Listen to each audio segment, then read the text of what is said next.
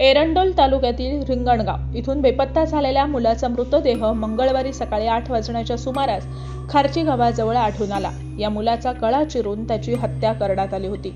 घटनेचा तपास एरंडोल पोलिसांकडून सुरू आहे। मृत मुलाचं नाव तेजस गजानन महाजन असं असून मुलाचं वय 13 वर्ष होतं। हा मुलगा एरंडोल तालुक्यातील रिंगणगाव इथं आपल्या आई वडील आणि मोठ्या बहिणीसोबत राहत होता।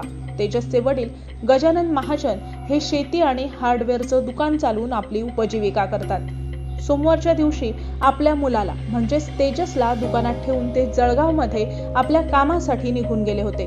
कुटुंबियांना वाटलं की तेजस दुकान बंद करून घरी येईल, मात्र तो परतलाच नाही।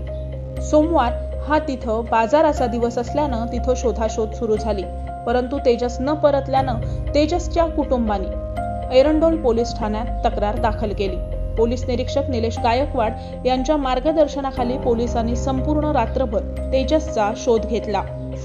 अखेर मंगळवारी सकाळी काही ग्रामस्थांनी पोलिसांना माहिती दिली की एरंडोल तालुक्यातील खार्ची गावाजवळ निंबाळकरांच्या शेतात गळा चिरलेल्या अवस्थेत एका मुलाचा मृतदेह आढळून आलाय।